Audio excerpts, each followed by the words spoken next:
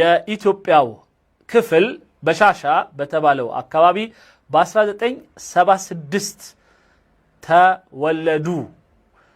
أب مسلم وأم مسيحية. አባትየው ሙስሊም ናቸው፣ እናትየው ክርስቲያን ናቸው። تزوج من السياسية زيناش تايشاو. ከዛም ያው የቀዳማዊት እመቤት ደግሞ ዝናሽ እሳቸውን አግብተዋል። أنجب منها 3 بنات. 3 ሴቶች ወልዷል። بعد كده تبنى ولد سنة 2019.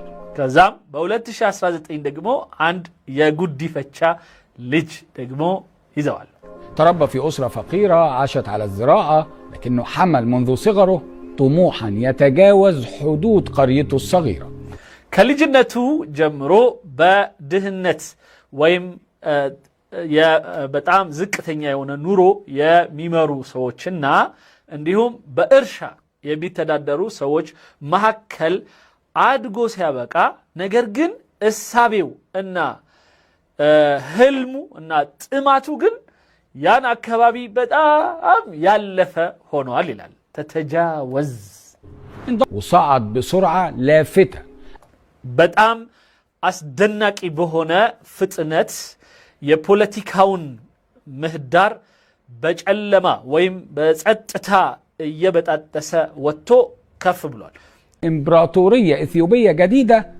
የእሱ አካሄድ አዲስ የኢትዮጵያ ኢምፓየር ስቴትን መገንባት የሚፈልግ አስመስሎበታል። ومجد شخصي.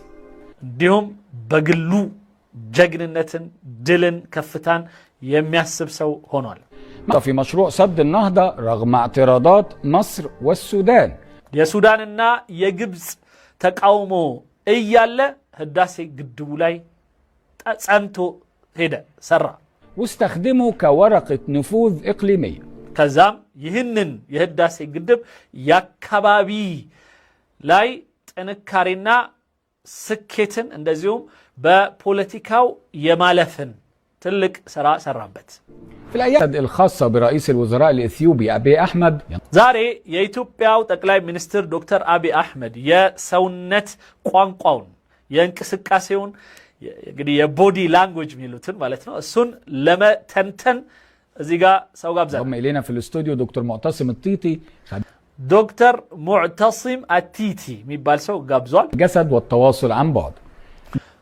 ከርቀት ባለ እንቅስቃሴና እንደዚሁም በሰውነት ፊት ለፊት ባለ ሂደት ውስጥ ሰውን የማወቅ አቅም ያለውን ይህንን ዶክተር ጋብዘናል። دكتور بنرحب بحضرتك. اهلين استاذ محمد.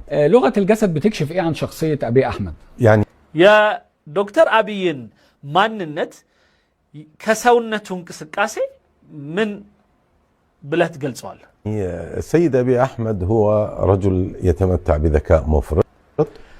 ክቡር ይለዋል። ሰይድ ማለት ወይም አለቃ ክቡር ማለት ነው። ክቡር ወይም አቶ ይሆናል። ዶክተር አብይ አህመድ በጣም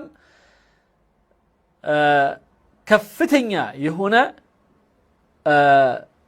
ብልጠት እና ከፍተኛ የሆነ ዘካ ማለት በአረብኛ ዘኪ ማለት ብልጥ ማለት ነው ወይም ፈጣን ማለት ነው የሆነ ሰው ነው። لديه ما دائما أنا أسميه المكر السياسي والحيلة. በእኔ በኩል እኔ ምገልጸው አንዳንዴ የፖለቲካዊ ኃይለኝነት የፖለቲካ ሸፍጥን በትክክል የገባው አይነት ሰው ነው። تستخدم فيما يعتقد أنه بصالحه إلا أنه እና የራሱን ፍላጎት ለማሳካትና ጥቅም አለው በሚለው ነገር ላይ ለማረጋገጥ በትክክል በፈጣን ሁኔታና በብልጠት የሚሄድ ሰው ነው። فيما يعتقد أنها من مصلحة الشعب الإثيوبي. ለኢትዮጵያ ጥቅም የመሰለውን ነገር ለህዝቦቹ በደንብ አድርጎ ህዝቦቹን በሚያሳምን መልኩ ስሜት ኮርኳሪ በሆኑ እንቅስቃሴዎች ይንቀሳቀሳል። لأنه يسعى لمصلحة شخصية. قد يود أن يكون خليفة القذافي ربما، أو أنه يريد أن يكون أردوغان أثيوبيا مثلا. እና እሱ በሚሄድበት አካሄድ ኢትዮጵያ ላይ ሊያረጋግጥ የሚፈልገው በራሱ ማንነት ላይ ደግሞ ስተረጉመው ምናልባት በወቅቱ ቃዛፊ ከህዝቦቹ ጋርና በአፍሪካ ሊሆን የሚፈልገውን ነገር ወይም ደግሞ አሁን ላይ የኦርዶጋን አይነት በቱርኪያ ግን በኢትዮጵያ ላይ የኢትዮጵያው ኦርዶጋን መሆን የሚፈልግ ይመስለኛል ከሁለት አንዱ ማለት ነው طيب دكتور معانا مجموعة من الفيديوهات والصور خلينا نشوفها مع حضرتك وهنبدأها مع الفيديو الأول نشوفه ونرجع لحضراتكم ኦኬ እንግዲህ ይህንን አሁን የሚባለውን ነገር ለማረጋገጥና ለማየት የተለያዩ ቪዲዮዎችን እያየን በዛ ቪዲዮዎች ላይ ማንነታቸውን የዶክተር አብይን دكتور وهو لقاء أبي أحمد مع الرئيس الروسي فلاديمير بوتين خلينا نشوف ከቭላድሚር ፑቲን ጋር ደግሞ የራሻው መሪ ጋራ ጠቅላይ ሚኒስትሩ አብሮ ባለበት ሁኔታ ያለውን እኔ شوف الفيديو ونرجع تاني ቪዲዮውን እኒና ተመልሰን መጣለን طبعا اللقاء ده كان في موسكو في سبتمبر الماضي دكتور أبي أحمد نا يا بوتين ግንኙነት በአለፈው ሴፕቴምበር የነበረ ነው دكتور ايه اللي شفته من الفيديو ده ምንድነው ያየኸው دكتور በዚህ ቪዲዮ أبي أحمد يحمل في وجدانه إرث قد يكون زال ولكنه ما يزال حيا في وجدان أبي أحمد وهذا يعطيه شعور بالاستحقاق دكتور أبي أحمد بوسطو يقبانيال ويم علي ينينو يميلو سميتوش وستوال نا وجدان يعني هي عين السميت بكا براسو من تماما نام نقرال غير مسبوق بمعنى أنه يجب نا إيه عينتو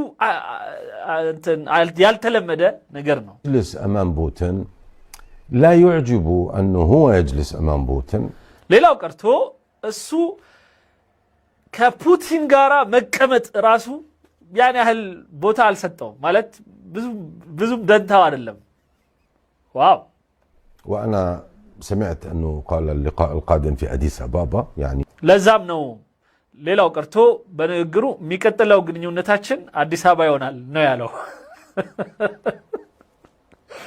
ቻሉት نحن ندا لند ይሄ ማለት እኩልነን አንድነን የሚል አይነት ይመስላል لن تكون هناك ندية بين اثيوبيا وروسيا اكيد ያው የታወቀ ነው ራሻና ኢትዮጵያ መቼም አንድ አይነት ሊሆኑ አይችሉም ግን ያለው ስሜት ለዶክተር አብይ ግን ያ ነው ኢትዮጵያ እና ራሻ ስለዚህ በሚቀጥለው እኛ ጋር ትመጣለህ በቃ ይሄን አይነት ስሜት ነው የያዘው መጥፎ ነው ለኔ መጥፎ አይደለም ማለት ጥሩ እንትን ነው ولكن طريقة جلوسه وضعه بهذه الطريقة التي رأيناها من باب الاستحقاق وأني أنا من أنا وأثيوبيا فهو يعيش ስለዚህ በማንኛውም አይነት የሰውነት እንቅስቃሴ ኢትዮጵያን ከፍ አድርጎ እኛ ኢትዮጵያኖች ነን ና ይገባናል አይነት ወይም የመሳሰሉት አይነት ስሜቶችን የሚገልጽ የሆነ የሰውነት አክሽን ወይም ደግሞ ሁኔታ ይታይበታል حلم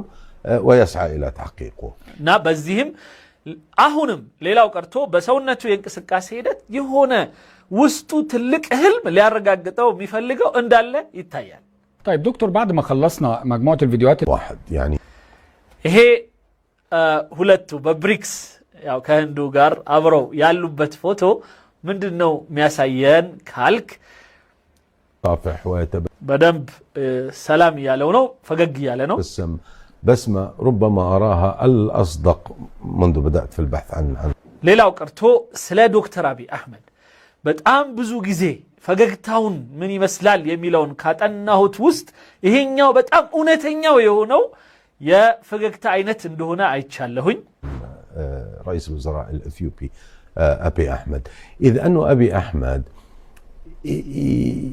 يغلب مبدأ الميكافيلية المصلحة የመካፈል ሚካፊሊያ የሚለው በአረብኛ ተካፉል ከሚለው ነው ወይም የሆነ ነገር ከሱ ማግኘት የሚፈልገውን ነገር ማግኘት እንዳለበት በጣም ተማምኖ ነው ከሱ ጋር የሚቀመጠው حين يعرف أو يعلم أن هذا في مصلحة أثيوبيا እናም ይህ ከሱ ጋር ያለው መጨባበጡ መገናኘቱ በሙሉ የኢትዮጵያን ጥቅም የሚያረጋግጥ እንደሆነ በጣም እየተሰማውም ነው ይሄን ነገር የሚያደርገው وأقول في مصلحة إثيوبيا إلا أنه في عقيدة أبي أحمد نا إني أهونم أملو يه የኢትዮጵያ ጥቅም ላይ በደንብ ያተኮረ የሆነ አይነት ነው እያልኩ ነው يصعد صاروخيا ምክንያቱም ራሱ ይህንን ሐሳብ በመያዝ በጣም በሚሳኤልኛ የተምዘገዘገ ነውና يود أن يسخر كل نجاح لنجاح أبي أحمد ويود أن يكون أسطورة إثيوبيا القادمة تمام معنا ስለዚህ የኢትዮጵያን ትልቅነት ይዞ በዛው የራሱንም ማንነት እየገነባ አብሮ ወደ ላይ ወጥቶ የአካባቢው ኡስጡራ ወይም በቃ መነጋገሪያ እንዲሁም ታሪካዊ ሰው